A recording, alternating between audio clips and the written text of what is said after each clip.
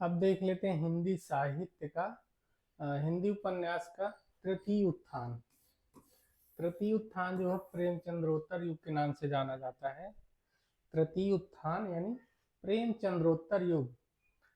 अब इसमें देख लेते हैं जैनेन्द्र। पहले जैनेन्द्र को मनोविश्लेषणवादी उपन्यास का जनक माना जाता है। जैनेन्द्र को मनोविश्लेषणवादी उपन्यास का जनक माना जाता है। गोपाल राय के अनुसार इला चंद्र जोशी को हिंदी में मनोवैज्ञानिक उपन्यास का पुरस्कर्ता माना जा सकता है। ठीक है, तृतीय उत्थान में देख लेते हैं। सबसे पहले जैनेन्द्र है। जैनेन्द्र को मनोविश्लेषणवादी उपन्यास का जनक माना जाता है और गोपाल राय के अनुसार इला चंद्र जोशी को हिंदी में मनोवैज्ञानिक उपन्यास का पुरस्कर्ता माना जाता है। मनोवैज्ञानिक उपन्यास का पुरस्कर्ता माना जाता है। अब देख लेते हैं जैनेन्द्र के जो उपन्यास हैं। सबसे पहला है जैनेन्द्र के उपन्यास। पहला उपन्यास है परख। परख जो है 1929 ईस्वी में प्रकाशित होता है। इनका जैनेन्द्र का दूसरा जो उपन्यास है सुनीता नाम से आता है और ये 1934 ईस्वी में प्रकाशित होता है। जैनेन्द्र का तीसरा उपन्यास त्यागपत्र नाम से आता है जो 1937 ईस्वी में प्रकाशित होता है। फिर चौथा है कल्याणी और पांचवा है सुखदा। फिर है सुखदा, छठवां है विवर्त, सातवां व्यतीत, आठवां जयवर्धन है, नौवां मुक्तिबोध है, नौवां उपन्यास मुक्तिबोध है, 10वां है अनंतर, 11वां अनाम स्वामी और 12वां है दशार्क। ठीक है, जैनेन्द्र के उपन्यासों का मूल विषय काम, पीड़ा एवं अहम का समर्पण माना जाता है। फिर से देख लेते हैं जैनेन्द्र प्रेमचंद्रोत्तर युग के महत्वपूर्ण उपन्यास माने जाते हैं। ठीक है, जैनेन्द्र महत्वपूर्ण उपन्यास माने जाते हैं। ठीक है, जैनेन्द्र को प्रेमचंद्रोत्तर युग का महत्वपूर्ण उपन्यास माना जाता है। अब देख लेते हैं इनके उपन्यास। परख, सुनीता, त्यागपत्र, कल्याणी, सुखदा, विवर्त, व्यतीत, ठीक है, और जयवर्धन, मुक्तिबोध, अनंतर, अनाम स्वामी तथा दशार्क इनकी उपन्यास है। फिर से देख लेते हैं। परख 1929 में प्रकाशित होता है, सुनीता 34 में, त्यागपत्र 37 में। ये इनके महत्वपूर्ण उपन्यास है। ठीक है ना, परख, सुनीता, त्यागपत्र ये इनके महत्वपूर्ण उपन्यास है। ठीक है, इसके बाद है कल्याणी, सुखदा, विवर्त, व्यतीत, जयवर्धन, मुक्तिबोध, अनंतर, अनाम स्वामी और दशार्क ये इनके महत्वपूर्ण उपन्यास हैं। जैनेन्द्र के जो उपन्यासों का मूल विषय है वो क्या क्या है? मूल विषय है काम, पीड़ा एवं अहम का समर्पण है। ये इनके उपन्यासों के मूल विषय हैं। ठीक है, अब इनके बाद है इला चंद्र जोशी। इला चंद्र जोशी जो है इन्हें मनोविश्लेषणवादी उपन्यासकार माना जाता है। जैनेन्द्र के बाद इला चंद्र जोशी हैं। इला चंद्र जोशी को मनोविश्लेषणवादी उपन्यासकार माना जाता है। इनका पहला उपन्यास जो है घृणामयी है जो बाद में लज्जा के नाम से प्रकाशित होता है। दूसरा सन्यासी है, तीसरा पर्दे की रानी है, चौथा है प्रेम और छाया, पांचवा है निर्वासित, छठवां है मुक्तिपथ, सातवां है सुबह के भूले, आठवां है जिप्सी, नौवां उपन्यास है जहाज का पंछी, 10वां है ऋतु चक्र, 11वां है भूत का भविष्य और 12वां है कवि की प्रेयसी। ये इनके महत्वपूर्ण उपन्यास है। फिर से देख लेते हैं जो इनका लज्जा घृणामयी है पहले, ये लज्जा नाम से बाद में प्रकाशित होता है। तो इनके उपन्यास है लज्जा, सन्यासी, पर्दे की रानी, प्रेम, प्रेत और छाया, निर्वासित, मुक्तिपथ, सुबह के भूले, जिप्सी, जहाज का पंछी, ऋतुचक्र, भूत का भविष्य और कवि की प्रेयसी। फिर अगले उपन्यास है सच्चिदानंद हीरानंद वात्स्यायन अज्ञेय। अज्ञेय जो है मनोवैज्ञानिक उपन्यासकार माने जाते हैं। इनके उपन्यास हैं जैनेन्द्र ने सच्चिदानंद हीरानंद वात्स्यायन को अज्ञेय नाम दिए। एक प्रश्न पूछा जाता है कि इन्हें सच्चिदानंद हीरानंद वात्स्यायन को अज्ञेय नाम किसने दिया? तो किसने दिया है? जैनेन्द्र ने दिया। ठीक है, इनके उपन्यास है शेखर एक जीवनी, दूसरा है नदी के दीप, तीसरा है अपने अपने अजनबी। सच्चिदानंद हीरानंद वात्स्यायन के 3 उपन्यास हैं। शेखर एक जीवनी 2 भाग आते हैं इसके। पहला भाग 1940 ईस्वी में प्रकाशित होता है और जिसका दूसरा भाग है वह 1944 ईस्वी में प्रकाशित होता है। तो शेखर एक जीवनी 2 भागों में है। भाग 1 1940 ईस्वी, भाग 2 1944 ईस्वी। इसके बाद है नदी के दीप और अपने अपने अजनबी। फिर अगले उपन्यासकार हैं डॉक्टर देवराज। डॉक्टर देवराज के उपन्यास कौन कौन से हैं? पहला है पथ की खोज, पहला पथ की खोज है, दूसरा बाहर भीतर है, तीसरा रोडे और पत्थर है, चौथा आज की डायरी, पांचवा मैं, वे और आप, छठवा दोहरी आग की लपट है, सातवां है दूसरा सूत्र। ठीक है, तो डॉक्टर देवराज के उपन्यास कौन कौन से हैं? पथ की खोज, बाहर भीतर, रोडे और पत्थर, आज की डायरी, मैं, वे और आप, दोहरी आग की लपट, दूसरा सूत्र। ये इनके महत्वपूर्ण उपन्यास है। फिर है विष्णु प्रभाकर। अगले उपन्यासकार हैं विष्णु प्रभाकर। इनकी है ढलती रात। पहला है ढलती रात, दूसरा तट के बंधन, तीसरा है स्वप्नमयी, चौथा है कोई तो, पांचवा है अर्धनारीश्वर, ये इंपॉर्टेंट है, छठवां है संकल्प। ये इनके प्रमुख उपन्यास है। ठीक है ना। विष्णु प्रभाकर के उपन्यास कौन कौन से हैं? ढलती रात, तट के बंधन, स्वप्नमयी, कोई तो, अर्धनारीश्वर और संकल्प। इसके बाद है उदय शंकर भट्ट। उदय शंकर भट्ट के 3 उपन्यास हैं। पहला सागर लहरे और मनुष्य, दूसरा है लोक अलोक, तीसरा है शेष अशेष। तो उदय शंकर भट्ट के 3 उपन्यास है। सागर लहरे और मनुष्य इंपॉर्टेंट है, लोक आलोक और शेष अशेष। इसके बाद है भगवती चरण वर्मा। भगवती चरण वर्मा के उपन्यास देख लेते हैं। ये इंपॉर्टेंट उपन्यासकार है, पूछा जाता है। पहला है पतन, दूसरा है चित्रलेखा, तीसरा है 3 वर्ष, चौथा टेढ़े मेढ़े रास्ते।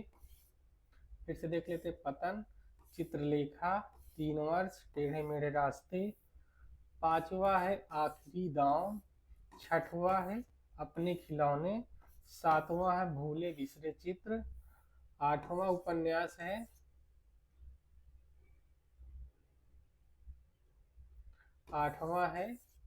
वह फिर नहीं आई, नौवां है सामर्थ्य और सीमा, 10वां है थके पांव। फिर से देख लेते हैं इंपॉर्टेंट कौन कौन से हैं। चित्रलेखा, ये मोस्ट इम्पॉर्टेंट उपन्यास है। 3 वर्ष इम्पॉर्टेंट है। टेढ़े मेढ़े रास्ते, ये भी मोस्ट इम्पॉर्टेंट ही है, इसको याद रखना है, टेढ़े मेढ़े रास्ते। फिर है आखिरी दांव, अपने खिलौने, भूले बिसरे चित्र, ये भी मोस्ट इम्पॉर्टेंट इनका उपन्यास है, कई बार पूछा जा चुका है, भूले बिसरे चित्र।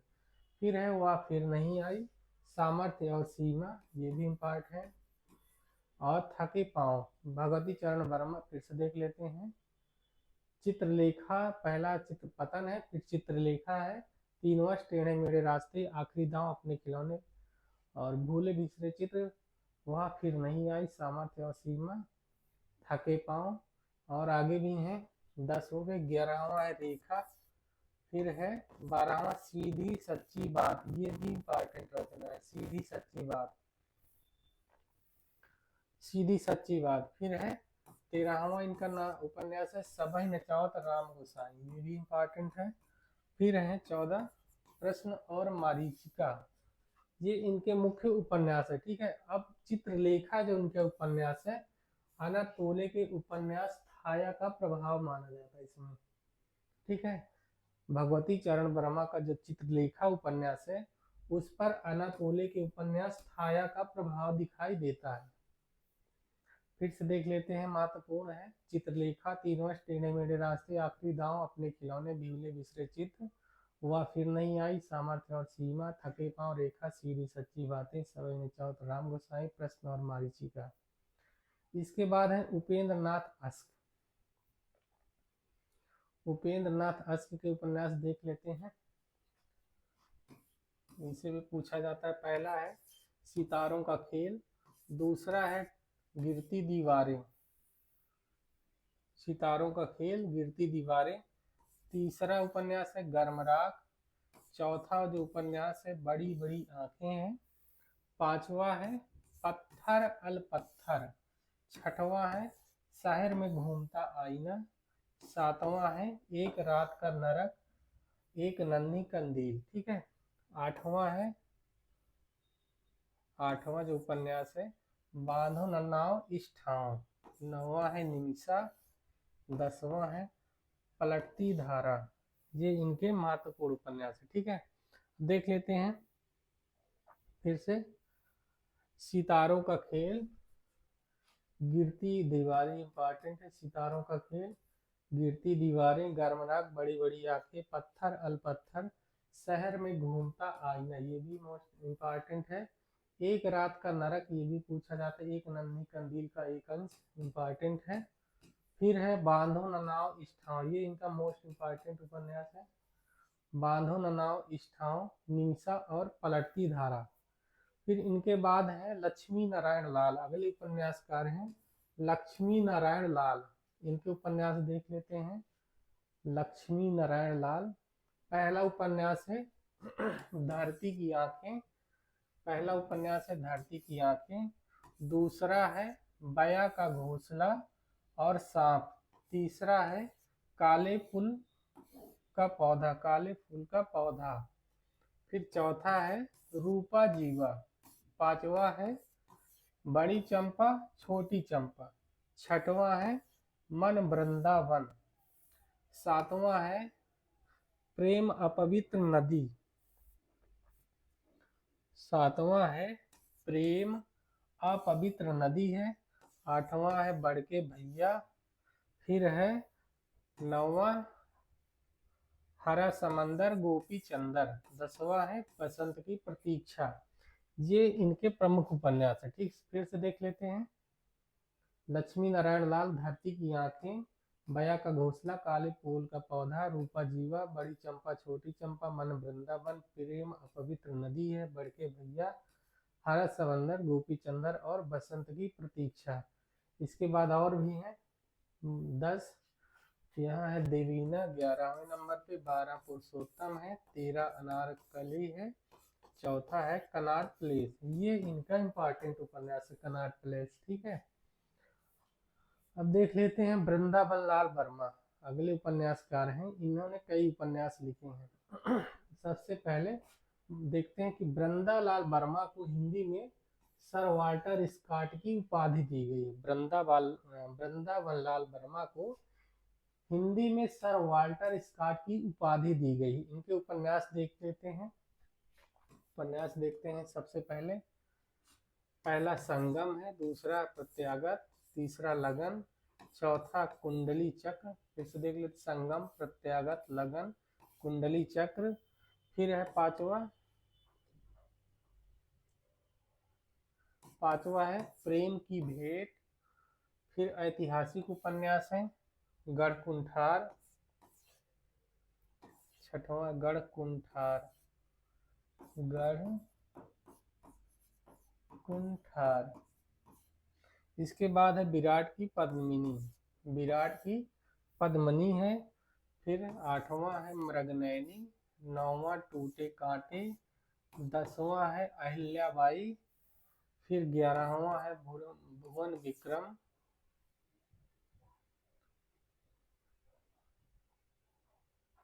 11वां भुवन विक्रम है, 12वां माधव जी सिंधिया है, फिर झांसी की रानी लिखते हैं, 14वां है कचनार, फिर 15 है रामगढ़ की रानी,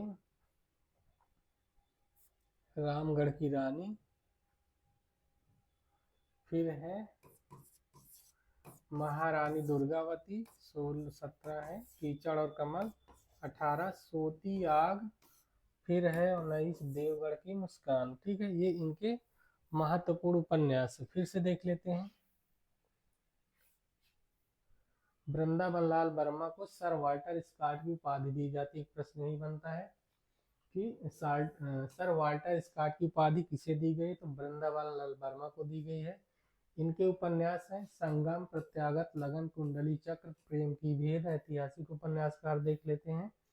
गढ़ कुंठार है, विराट की पद्मिनी है, मृगनयनी है, टूटे कांटे, अहिल्याबाई, भुवन विक्रम, माधवजी सिंधिया, झांसी की रानी, कचनार, रामगढ़ की रानी, महारानी दुर्गावती, कीचड़ और कमल, सोती आग है, देवगढ़ की मुस्कान है। ये इनके महत्वपूर्ण उपन्यास है। फिर अगले उपन्यासकार है राहुल सांकृत्यायन। राहुल सांकृत्यायन का पहला उपन्यास है सिंह सेनापति, दूसरा जय अवधेय, तीसरा है जीने के लिए, चौथा है मधुर स्वप्न और पांचवा है विस्मित यात्री। फिर से देख लेते हैं। पहला है सिंह सेनापति, दूसरा है जय अवधेय, तीसरा है जीने के लिए, चौथा है मधुर स्वप्न, पांचवा है विस्मित यात्री। राहुल सांकृत्यायन के बाद अगले उपन्यासकार है चतुरसेन शास्त्री। चतुरसेन शास्त्री उपन्यास देख लेते हैं। पहला उपन्यास है इनका चतुरसेन शास्त्री का वैशाली की नगर वधू, दूसरा है रक्त की प्यास, तीसरा आलमगीर है, चौथा वयम रक्षामा, ये इम्पॉर्टेंट है, वयम रक्षामा, और पांचवा है सोमनाथ, छठवा है गोली, सातवां है सोना और खून। ये इनके महत्वपूर्ण उपन्यास। इनका उपन्यास वयम रक्षामा,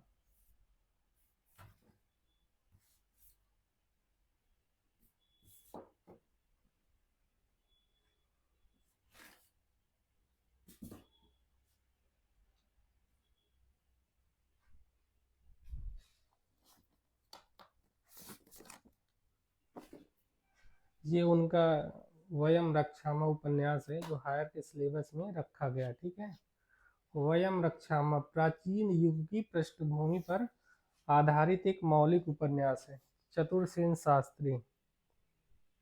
अब इसमें देख लेते हैं। इस उपन्यास में प्राग वैदिक कालीन नर नाग देव दैत्य दानव आर्य अनार्य आदि विविध नरवंशों के जीवन के वे विस्मृत पुरातन रेखा चित्र हैं जिन्हें धर्म के रंगीन शीशे में देखकर सारे संसार ने अंतरिक्ष का देवता मान लिया था। मैं इस उपन्यास में नर रूप में आपके समक्ष उपस्थित करने का साहस कर रहा हूँ। आज तक कभी मनुष्य की वाणी से ना सुनी गई बातें मैं आपको सुनाने पर आमदा हूँ। ये इसकी भूमिका में चतुरसेन शास्त्री लिखते हैं। ठीक है, अब इनके बाद देख लेते हैं। इनका महत्वपूर्ण उपन्यास है, हायर के सिलेबस में ये रखा गया है, असिस्टेंट प्रोफेसर हिंदी।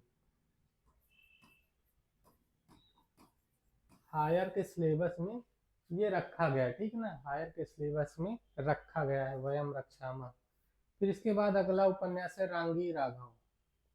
ये इनके उपन्यास देख लेते हैं। रांगी राघव, इनके पहले जीवनी परक उपन्यास देख लेते हैं। पहला है देवकी का बेटा, दूसरा है यशोधरा जीत गई, तीसरा है लोई का ताना, चौथा है रत्ना की बात, पांचवा है भारती का सपूत, छठवा है लखिमा की आंखें, सातवां है जब आवेगी काली घटा, आठवां है धूनी का धुआं। फिर ग्रामीण एवं नगरीय यथार्थ के इनके उपन्यास देख लेते हैं। हुजूर, सीधा साधा रास्ता, ये इनका मोस्ट इम्पॉर्टेंट नाटक है। इसी के सीधा साधा रास्ता एक टेढ़े मारे रास्ता है, ये सीधा साधा रास्ता है।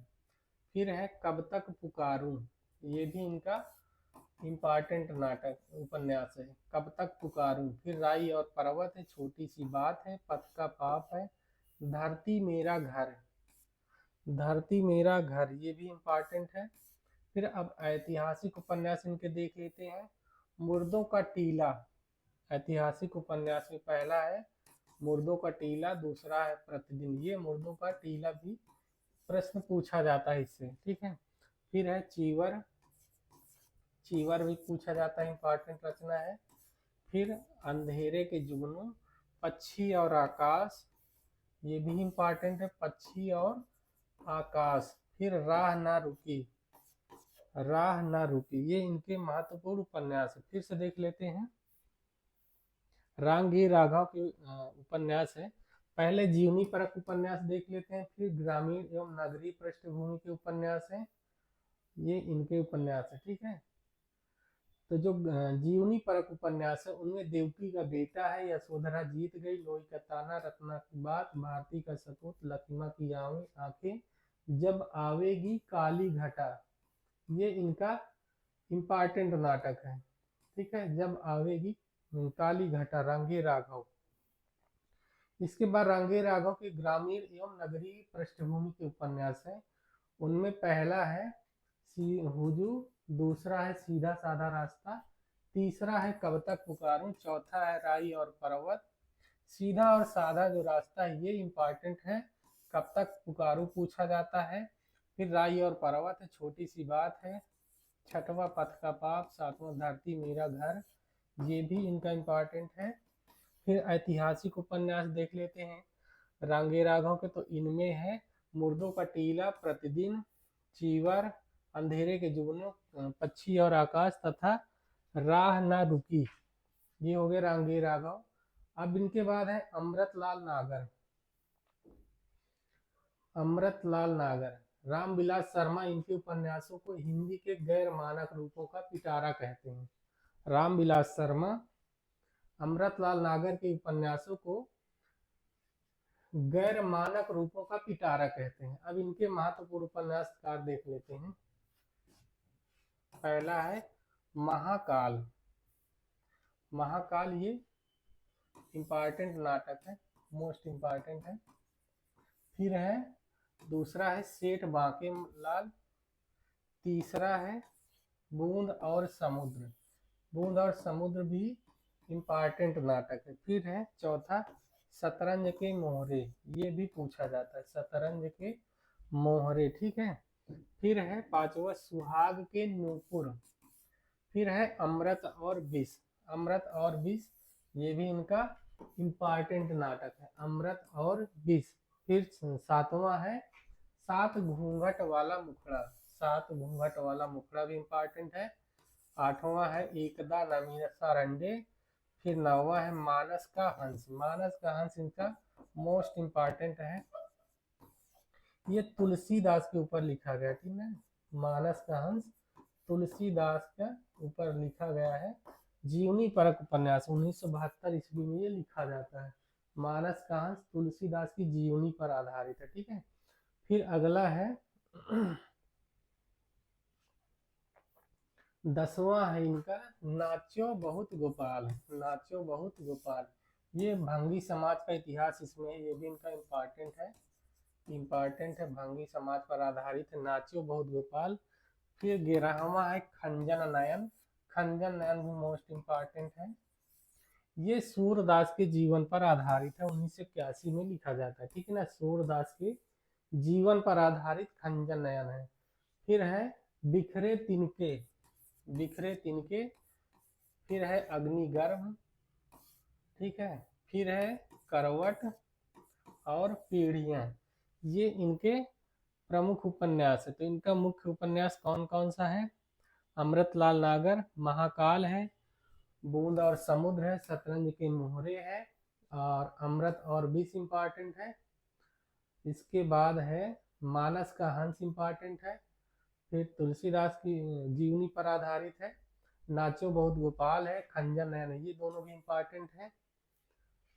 अब इनके बाद अगले नाटक उपन्यासकार है हजारी प्रसाद द्विवेदी। हजारी प्रसाद द्विवेदी का ये उनके चारों उपन्यास पूछे जाते हैं परीक्षा में, ठीक है। पहला है बाण भट्ट की आत्मकथा, 1946 ईस्वी में लिखा जाता है। दूसरा इनका उपन्यास है चारुचंद्र, चारुचंद्र, चारुचंद्र। लेख, ठीक है, चारुचंद्र लेख है, और यह 1963 ईस्वी में लिखा जाता है। फिर तीसरा है पुनर्नवा। पुनर्नवा जो उपन्यास है ये 1973 ईस्वी में लिखा जाता है। इसमें लोरिकायन एवं मृच्छकटिकम पर आधारित है। और इनका जो चौथा उपन्यास है अनाम दास का पोथा, ये भी इम्पॉर्टेंट है। इनके चारों उपन्यास पूछे जाते हैं और इनका सीरियल भी मिलाने के लिए दिया रहता है, क्रम से मिलाना रहता है। तो सबसे पहले बाण भट्ट की आत्मकथा आता है, इसके बाद चारुचंद्र लेख आता है सी, इसके बाद पुनर्नवा है, फिर इसके बाद अनाम दास का पोथा है, ठीक है ना। तो सबसे पहले बाण भट्ट की आत्मकथा है, फिर चारुचंद्र लेख है, फिर पुनर्नवा है, फिर अनाम दास का पोथा है। तो ये उनके उपन्यास पूछे जाते हैं। फिर है सनैया लाल ओझा। इनके उपन्यास है सनैया लाल ओझा। पहला है मनुष्य का मूल्य, दूसरा मकड़ी का जाल, तीसरा है सिंधु सीमांत, चौथा है सर्वनाम, पांचवा है संभवामी, छठवां है कसौटी। इनका संभवामी इंपॉर्टेंट है। सनैया लाल ओझा, ठीक है ना, संभवामी इनका उपन्यास पूछा जाता है। फिर है कृष्णचंद्र शर्मा भिक्षु। कृष्णचंद्र शर्मा भिक्षु, इनके उपन्यास देख लेते हैं। पहला है आदमी का बच्चा, दूसरा है संक्रांति, तीसरा है भंवर जाल, चौथा है नागफनी, पांचवा है सोम देवता की घाटी, छठवा है सोने का मृग, इसके बाद सातवां है महाश्रमण सुने, आठवां है रेवती, नौवां है लाल ढांग, ये इंपॉर्टेंट है। फिर 10वां है मौत की सराय, ठीक है। सनैया लाल नहीं, कृष्णचंद्र शर्मा भिक्षु के उपन्यास है आदमी का बच्चा, संक्रांति, भंवर जाल, नागफनी, सोम देवता की घाटी, सोने का मृग, महाश्रमण सुने, रेवती, लाल ढांग और मौत की सराय। और है योग माया है, एक और ययाति है, रक्त यात्रा है, दूरवा है, चंदन वन की आग है, तथापि। ये इनके उपन्यास हैं। योग माया 11वां है, 12वां एक और ययाति, 13वां रक्त यात्रा, 14वां दूरवा, 15 है चंदन वन की आग। इसके बाद देख लेते हैं शिव प्रसाद सिंह। शिव प्रसाद सिंह के 2 उपन्यास हैं। पहला है बहती गंगा और दूसरा है सचितार्थ। शिव प्रसाद मिश्र के हैं। शिव प्रसाद सिंह का देहाती दुनिया है, ये शिव प्रसाद मिश्र है, ठीक है। तो बहती गंगा और सचितार्थ 2 उपन्यास हैं। इसके बाद शिव प्रसाद सिंह, इनके उपन्यास भी पूछे जाते हैं। शिव प्रसाद सिंह, पहला है अलग अलग बैतरणी, इंपॉर्टेंट है। दूसरा नीला चांद है, ये भी मोस्ट इंपॉर्टेंट, रख लीजिए इसको, मोस्ट इंपॉर्टेंट नीला चांद पूछा जाता है, कई बार पूछा गया है। फिर तीसरा है गली आगे मूर्ति, ये भी इंपॉर्टेंट है, नीला चांद हो ही गया है। सैलूस है, औरत है, छठवां मंजू सीमा, 7वां है कोहरे में युद्ध, 8वां दिल्ली दूर है, 9वां है बैसवा नर। तो शिव प्रसाद सिंह के भी नाटक उपन्यास पूछे जाते हैं।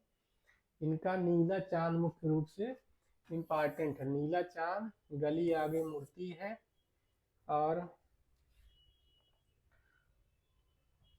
ये इनके महत्वपूर्ण उपन्यास है, ठीक है। शिव प्रसाद सिंह, नीला चांद पूछा जाता है। फिर है आनंद प्रकाश जैन। इनका पहला उपन्यास है तीसरा नेत्र, दूसरा है कठपुतली के धागे, तीसरा है कुड़ाल की आंखें, फिर चौथा है 8वीं भंवर, 5वां है तांबे के पैसे। फिर अगले उपन्यासकार हैं इकबाल बहादुर देवसरे। इनका जो पहला उपन्यास है नालंदा है, दूसरा है ओरछा की नर्तकी, तीसरा मस्तानी बेगम, चौथा हजरत महल, 5वां जाने आलम, 6वां तानसेन और 7वां गुलफाम मंजिल। इकबाल बहादुर देवसरे। फिर अगले उपन्यासकार हैं राजीव सक्सेना। इनका पहला उपन्यास परिपुत्री सोमा है, दूसरा है रमैनी। राजीव सक्सेना, परिपुत्री सोमा और रमैनी। इसके बाद है नरेंद्र कोहली। नरेंद्र कोहली का पहला उपन्यास आतंक है। दूसरा क्या है, साथ सहा गया दुख। तीसरा अभ्युदय शीर्षक से लिखते हैं, अभ्युदय शीर्षक, ठीक है। इसमें राम कथा का चित्रण किया गया। अभ्युदय जो इनका है, इस शीर्षक से राम कथा का चित्रण है। इसमें पहला है दीक्षा, दूसरा है अवसर, तीसरा है संघर्ष की ओर और चौथा है युद्ध। अभ्युदय शीर्षक से जो इनका राम कथा पर आधारित उपन्यास है, इसके 4 भाग हैं, दीक्षा, अवसर, संघर्ष की ओर और युद्ध। फिर महासमर नाम से जो अगला पार्ट है, तीसरा उपन्यास है, महासमर नाम से आता है, ठीक है। यह 8 खंड में आधारित है और महाभारत की कथा पर लिखा गया है। इसमें कौन कौन से हैं, बंधन है, अधिकार है, कर्म है, धर्म है, अंतराल, प्रसन्न, प्रत्यक्ष, निर्निबंध, अभिज्ञान, ठीक है। 1 2 3 4 5 6 7 8 8 भागों में है। महासमर नाम से जो पहला बंधन है, दूसरा अधिकार, तीसरा कर्म, चौथा धर्म, पांचवा अंतराल, छठवां प्रसन्न, सातवां प्रत्यक्ष और आठवां निर्बंध। ये इतने भाग में आता है। फिर जो अगला उपन्यास है इनका चौथा है अभिज्ञान है, पांचवा है तोड़ो कारा, तोड़ो है, ठीक है। अब इनके बाद अगले उपन्यासकार हैं वीरेंद्र कुमार जैन। वीरेंद्र कुमार जैन का अनुत्तर योगी इंपॉर्टेंट है, महावीर स्वामी के जीवन पर आधारित उपन्यास है। अनुत्तर योगी महावीर स्वामी के जीवन पर आधारित है यह उपन्यास। इसके बाद है रघुवीर शरण मित्र। रघुवीर शरण मित्र के कई उपन्यास हैं। पहला है आग और पानी, पहला है आग और पानी, दूसरा है ढाल तलवार, तीसरा है ओस के आंसू, चौथा है पहली हार, पांचवा है उजला कफन, छठवां है राख की दुल्हन, सातवां है कांपती आवाज, आठवां है दिन रोया रात हंसी, नौवां है तपका तेज रूप के जाले और 10वां है प्यास और शोले, 11वां है सोने की राख। ये हो गए रघुवीर शरण मित्र के उपन्यास। फिर से देख लेते हैं, आग और पानी, ढाल तलवार, उसके आंसू, पहली हार, उजला कफन, राख की दुल्हन, कांपती आवाज, दिन रोया रात हंसी, तपका तेज रूप के जाले, प्यास और शोले तथा सोने की राख। इसके बाद है मनु शर्मा। इनके उपन्यास हैं, पहला है द्रौपदी की आत्मकथा, दूसरा द्रोण की आत्मकथा, तीसरी कर्ण की आत्मकथा, 14 है अभिशप्त कथा, 5वीं है कृष्ण की आत्मकथा और 6वीं है गांधारी की आत्मकथा। मन्नू शर्मा फिर से देख लेते हैं, द्रौपदी की आत्मकथा, द्रोण की आत्मकथा, कर्ण की आत्मकथा, अभिशप्त कथा, कृष्ण की आत्मकथा तथा गांधारी की आत्मकथा। ये इनके महत्वपूर्ण उपन्यास हैं। इसके बाद है आनंद शर्मा। आनंद शर्मा के उपन्यास देख लेते हैं। पहला है इतिहास के नूपुर, दूसरा है रस कपूर, तीसरा है एक और भीष्म और चौथा है अमृत पुत्र। आनंद शर्मा। अब देख लेते हैं अगले उपन्यासकार है बच्चन सिंह। बच्चन सिंह के 2 उपन्यास हैं, सूतो व सूत, पुत्रो व तथा पांचाली। इनके ये महत्वपूर्ण उपन्यास है, सूतो व सूत, ठीक है। अब इनके बाद अगले उपन्यासकार है मायानंद मिश्र। प्रथम शैलपुत्री चा पहला है, दूसरा उपन्यास है मंत्रपुत्र और तीसरा उपन्यास है पुरोहित, तीसरा है पुरोहित। इसके बाद वैद्यनाथ मिश्रनी नागार्जुन आ गए। नागार्जुन के भी कई उपन्यास से पूछे भी जाते हैं। तो सबसे पहले है नागार्जुन के उपन्यासों में, पहला है रतिनाथ की चाची, ये इम्पॉर्टेंट है। दूसरा है बलचनमा, ये भी पूछा जाता है। तीसरा है नई पौध, चौथा है बाबा बटेश्वर नाथ, पांचवा है वरुण के बेटे, छठवां है दुखमोचन, सातवां है उग्रतारा, आठवां है हीरक जयंती, नौवां है जमनिया का बाबा, फिर 10वां है इमरतिया, पारो 11वां हो गया और 12वां है गरीब दास। ये इनके महत्वपूर्ण उपन्यास है, ठीक है। फिर से देख लेते हैं, इनके पूछे जाते हैं। रतिनाथ की चाची इंपॉर्टेंट है, बलचनमा इम्पॉर्टेंट है। नई पौध बाबा बटेश्वर नाथ इम्पॉर्टेंट है। वरुण के बेटे दुखमोचन उग्रतारा हीरक जयंती जमनिया का बाबा इमरतिया पारो गरीबदास। फिर है देवेंद्र सत्यार्थी, इनके उपन्यास देख लेते हैं। देवेंद्र सत्यार्थी के पहला है रथ के पहिए, दूसरा है कठपुतली, तीसरा है ब्रह्मपुत्र, चौथा है दूध गाछ इम्पॉर्टेंट है। फिर पांचवा है कथा कहो उर्वशी, फिर छठवा है तेरी कसम सतलुज। फिर अगले उपन्यासकार हैं हरीश्वर नाथ रेणु, इनका महत्वपूर्ण उपन्यास कौन सा है? पहला है मैला आंचल, 1954 में लिखा जाता है, 1954 ईस्वी, और ये महत्वपूर्ण इनका उपन्यास है मैला आंचल। फिर जो दूसरा उपन्यास है परिति परिकथा, ये भी इम्पोर्टेंट है।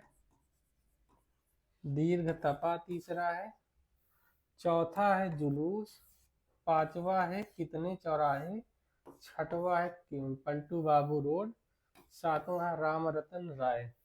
तो इनका एक उपन्यास जो मैला आंचल है ये बहुत महत्वपूर्ण उपन्यास है, और इसमें बिहार के पूर्णिया जिला है, उसमें मेरीगंज गांव का चित्रण किया गया, ठीक है ना। मैला आंचल महत्वपूर्ण आंचलिक उपन्यास माना जाता है। फिर इसके बाद देख लेते हैं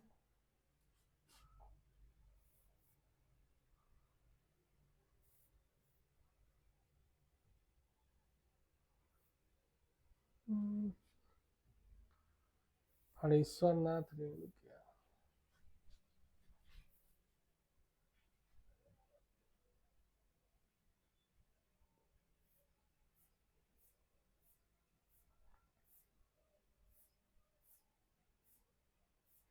हरीश्वर नाथ रेणु मैला आंचल, ये पूछा जाता है, इसको याद रखना।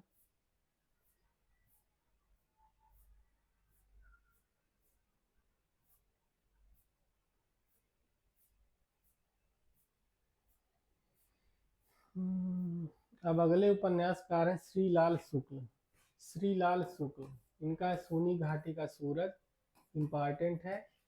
अज्ञातवास है, ये भी पूछा जाता है। राग दरबारी, ये तो मोस्ट इम्पॉर्टेंट है। राग दरबारी इनका महत्वपूर्ण उपन्यास है, 1968 में लिखा जाता है, ठीक है, और ये इनका महत्वपूर्ण उपन्यास है। फिर अगला है सीमाएं टूटती हैं, ये भी इम्पॉर्टेंट है। मकान है, पहला पड़ाव है, विश्रामपुर का संत है, ये भी इम्पॉर्टेंट है, ठीक है ना, विश्रामपुर का संत। श्रीलाल शुक्ल और अमरकांत को 2011 का भारतीय ज्ञानपीठ पुरस्कार संयुक्त रूप से मिला था। श्रीलाल शुक्ल और अमरकांत को 2011 का भारतीय ज्ञानपीठ पुरस्कार संयुक्त रूप से मिला था। फिर है अगले उपन्यासकार बलभद्र ठाकुर है, इनकी मुक्तावली है पहला, दूसरा नेपाल की वो बेटी, तीसरा देवताओं के देश में, चौथा है घने और बने, पांचवा है लहरों की छाती पर। फिर अगले उपन्यासकार हैं शैलेश मटियानी, इनके पूछे जाते हैं। पहला है बोरीवली से बोरी बंदर तक, दूसरा कबूतर खाना, तीसरा है किस्सा नर्मदा बेन गंगूबाई, इनका बोरीवली से बोरी बंदर तक ये इम्पॉर्टेंट है।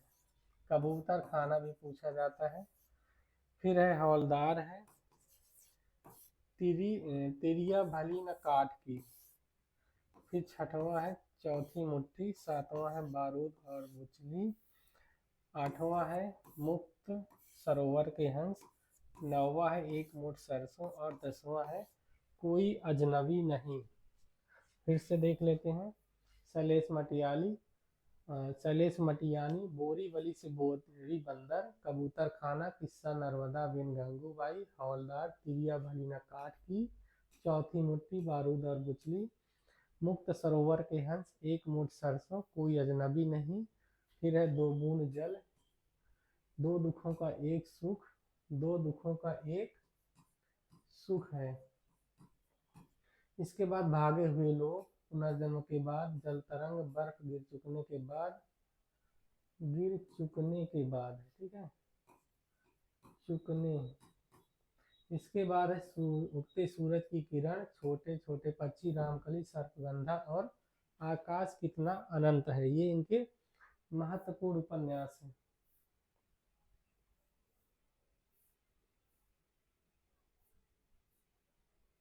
और भी हैं, रामकली है, सर्पगंधा है, आकाश कितना अनंत है, गोपली गफूरन है, 52 नदियों का संगम है, अर्धकुंभ की यात्रा है, मुठभेड़ है, नागवल्लरी है, चंद औरतों का शहर। ये इनके महत्वपूर्ण उपन्यास हैं। फिर से देख लेते हैं।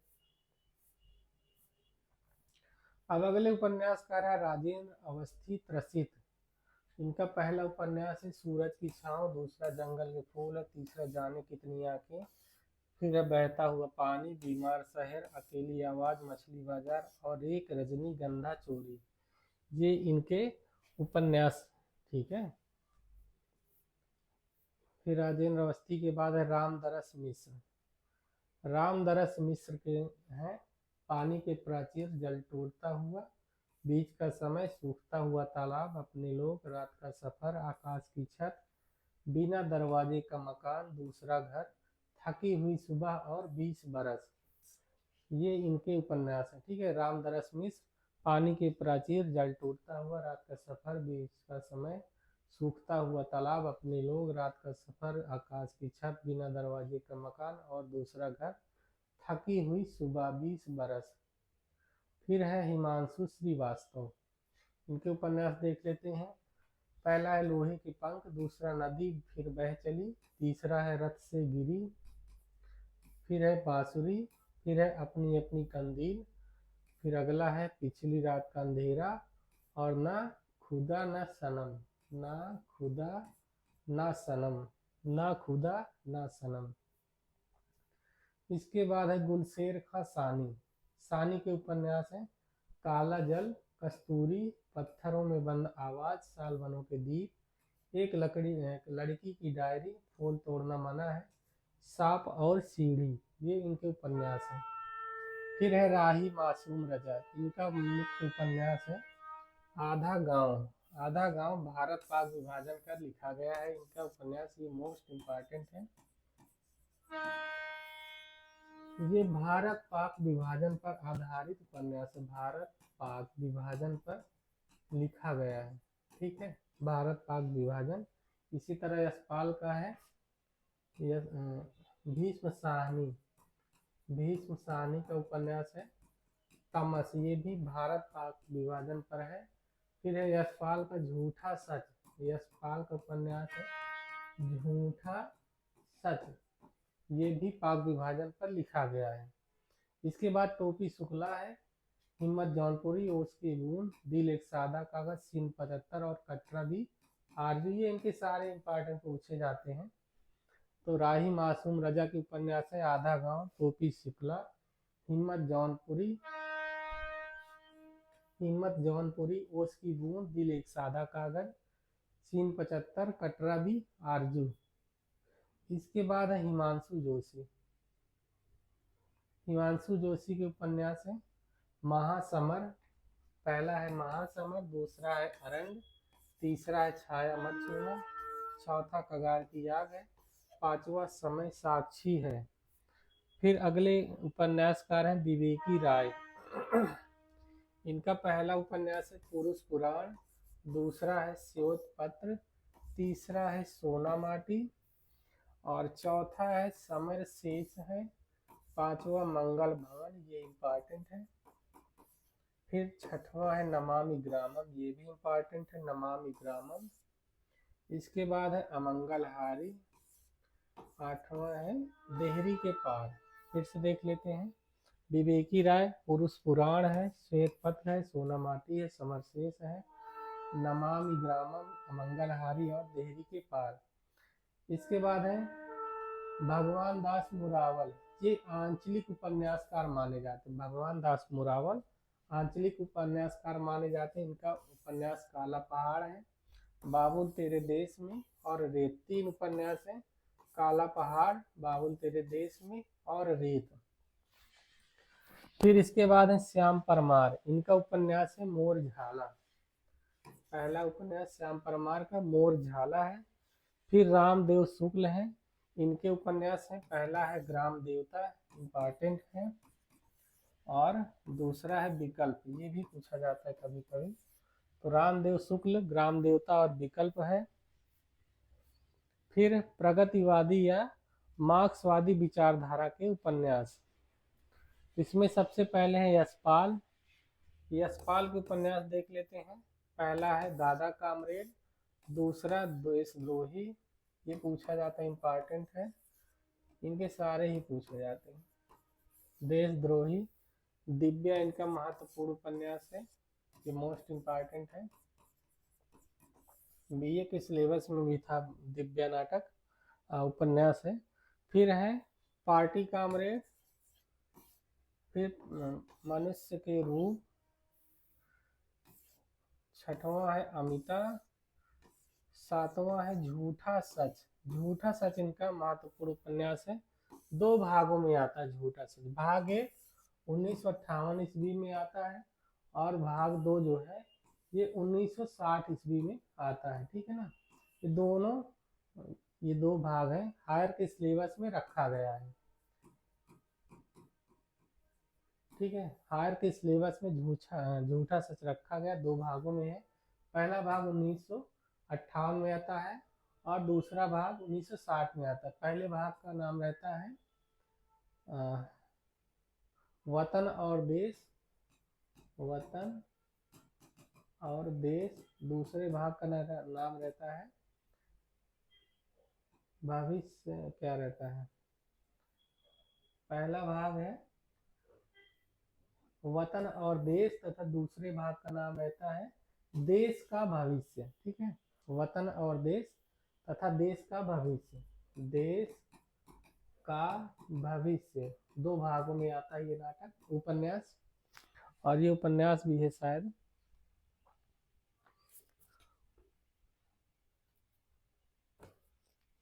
ये है सवाल का झूठा सच उपन्यास है और इसमें भारत पाक विभाजन का चित्रण किया गया है। इसके बारे में यशपाल लिखते हैं कि सच को कल्पना से रंग कर उसी जन समुदाय को सौंप रहा हूँ जो सदा झूठ से ठगा जाकर भी सच के लिए अपनी निष्ठा और उसकी ओर बढ़ने का साहस नहीं छोड़ता है। तो यशपाल का इस उपन्यास के विषय में महत्वपूर्ण कथन है झूठा सच, ठीक है, जिस हायर के सिलेबस में रखा गया है। इसके बाद इनके अगले उपन्यास है 12 घंटे है, अप्सरा का अभिशाप है, क्यों फंसे, मेरी तेरी उसके बाद, ये भी इम्पोर्टेंट है। यशपाल का जो झूठा सच है 2 भागों में विभाजित है, एक पूछा भी जाता है, 2 भाग हैं। और इसके पहले भाग का नाम वतन और देश है तथा दूसरे भाग का नाम देश का भविष्य रखा गया, ठीक है। अब अगले उपन्यासकार है मनमथ नाथ गुप्त। इनका पहला उपन्यास है बहता पानी, दूसरा है आस्तीन के सांप, तीसरा शहीद और सोहदे, चौथा षड्यंत्र, 5वां रात और दिन, 6वां है आधी रात के अतिथि, 7वां है ख्याल अच्छा है, 8वां है तोड़म फोड़म, 9वां दिन दहाड़े और 10वां है शहादत नामा। तो मनमथ नाथ गुप्त के उपन्यास फिर से देख लेते हैं। बहता पानी, आस्तीन के सांप, शहीद और सोहदे, षड्यंत्र, रात और दिन, आधी रात के अतिथि, ख्याल अच्छा है, तोड़म फोड़म, दिन दहाड़े और शहादत नामा। फिर है रामेश्वर शुक्ल। रामेश्वर शुक्ल अंचल, इनके 3 उपन्यास है, चढ़ती धूप, दूसरा है नई इमारत और तीसरा है मरु प्रदीप। रामेश्वर शुक्ल अंचल। इनके बाद है भैरव प्रसाद गुप्त। इनके उपन्यास देख लेते हैं, इंपॉर्टेंट है। भैरव प्रसाद गुप्त, पहला है शोले, दूसरा मसाल गंगा, तीसरा है जंजीरें और नया आदमी, जंजीरें और नया आदमी, चौथा है सती मैया का चौरा, 5वां है धरती, 6वां है आशा, 7वां है कालिंदी, 8वां है रंभा, 9वां है नौजवान और 10वां भाग्य देवता, 11वां अंतिम अरण्य। ये इनके महत्वपूर्ण उपन्यास, पूरे उपन्यास भैरव प्रसाद गुप्त, शोले, मशालगंगा, जंजीरें और नया आदमी, सती मैया का चौरा इम्पॉर्टेंट है, धरती आशा, कालिंदी, रंभा, नौजवान, भाग्य देवता इम्पॉर्टेंट है, और अंतिम अरण्य। ठीक है, इसके बाद अगले उपन्यासकार हैं अमृत राय। इनके उपन्यास हैं बीज, नागफनी का देश, हाथी के दांत, जंगल। पहला है बीज, अमृत राय के उपन्यास बीज है, दूसरा है नागफनी का देश, तीसरा है हाथी के दांत, और चौथा है जंगल, पांचवा है सुख दुख, छठवां है भटियाली, सातवां है धुआं।